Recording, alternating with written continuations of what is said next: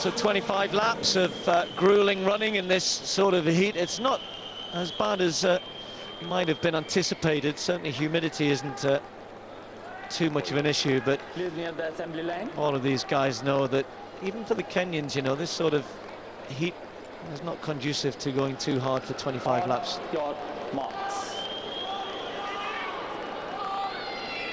So the 10,000 meter final.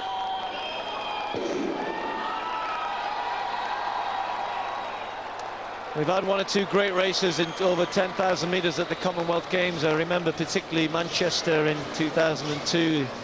I think there was still 4 of them involved until the last lap. It was all very close, but we might see something like that, something tactical and slow early on.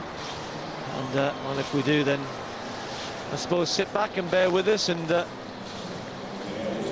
will build and build and build, and the pressure will build, and the conditions will start to take their toll, and those who've raced in the 5,000 meters as well, that will start to take its toll.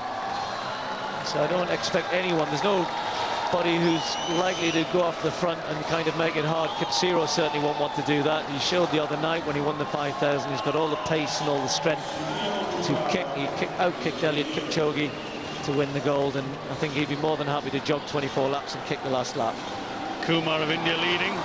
And I just noticed the 3 Kenyan athletes, one after another, move past Chris Thompson. And it was like being on the inside lane when traffic's going past you on the outside. He suddenly realised, oh my goodness, I'm going to have to get in the outside lane now because I'm going to have to go with him. And he quickly picked his pace up and has just followed them neatly, and alongside them, Ben St. Lawrence of Australia. And there's no prizes in this event for fast times. The Kenyans fully expect to have a real challenge from the man moving up onto the outside. The other Ugandan athlete, that's Moses Kipsiro, the winner of the 5,000 meters. He's keen to try and make a double. Uganda have never won. No Ugandan athlete's ever won a double in a major championships. In fact, Uganda have only ever won 2 gold medals before he won his 5,000 meters the other night. So he's already a hero, Moses Kipsiro of Uganda, as the 3 Kenyans suddenly find themselves to the front. But this is where the medals are being contested. Mbishei in the front, the youngster, the 19-year-old. Kipsiro, the gold medalist from the 5,000, wearing the gold vest of Uganda.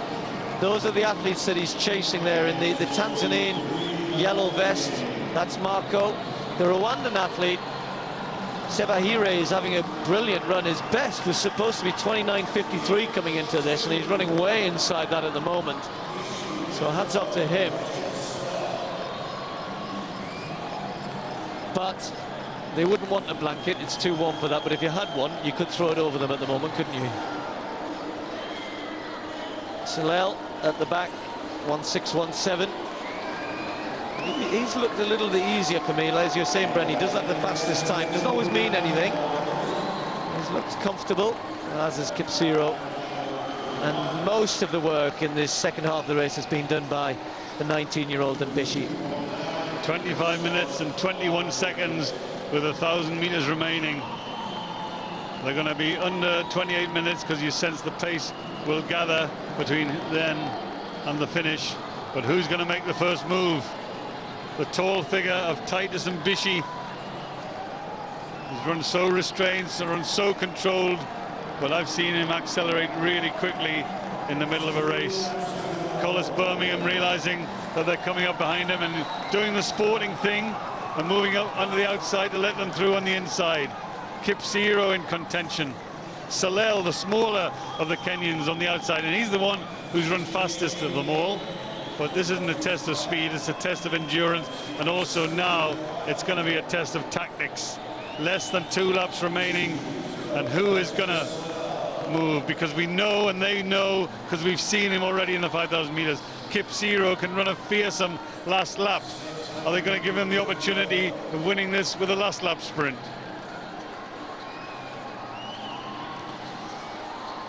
Well, I think they're all feeling this a little bit because nobody is really trying to make it a long run for home. They're all going to be patient. They're all going to trust their speed. Hope that they're the one who has Just a little bit left in the legs, a little bit of turnover. And look at Kipsiro just testing them, just going to the front for the first time. Is he frightened of the kick finish of these three Kenyans? This is where he was on the 5,000 metres. He had Eliud Kipchoge, a former world champion, on his shoulder that day, but he held him off, and he held him off, and he held him off. He's doing the same now. He's trying to hold the Kenyans. He's trying to stop them from making a move down the back straight as he accelerates.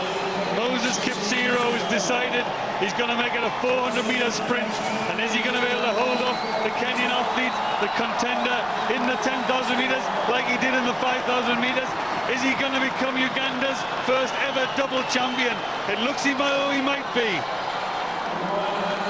Moses Kipsiro of Uganda kicking away from Kenya's best. Salel has left it way too late. He's finishing. He might just catch his teammate Birech. Look at this. Salel is flying down the home straight. Is he going to get there? Kipsiro's looking for a double gold. He gets it.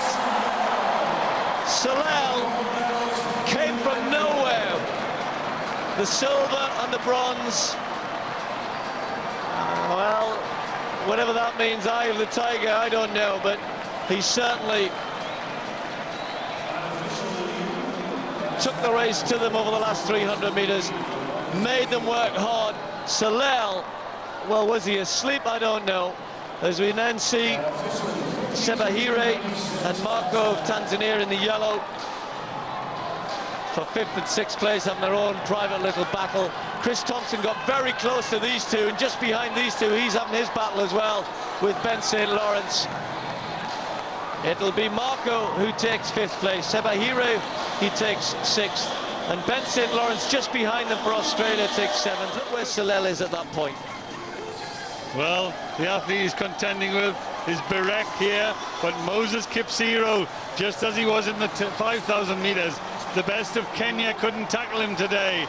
Moses Kipsiro was determined, and look at Salel leaving it late, finishing strongly, not giving himself a chance, and hanging on at the finish was Moses Kipsiro, who now becomes the champion at 10,000 metres, and the Ugandan flag, which we rarely see at the major championships, but they brought one tonight because they needed one tonight. Well done to Moses Kipsiro of Uganda. And how on earth did he, where did he come from there? Why on earth did he let him get away? And look at Kipsiro now, determined, so determined. Once you've got one gold medal in the bag, if you've got a chance of making your national athletics company's history, then this is his chance. And look at him, going for it, racing for it, straining for it. And Salel, who really did leave it late, finished like a train there, but didn't give himself any chance of winning that gold medal. At 200 metres, he threw it away. Go down the back straight, pulling away in the back straight, and then pulling away in the home straight until Salel comes on the scene. But Kipsiro wanted that one, and you can see that Salel celebrating in 2nd place. That's the difference. The 2-finger salute this time, it's because he's got 2 gold medals.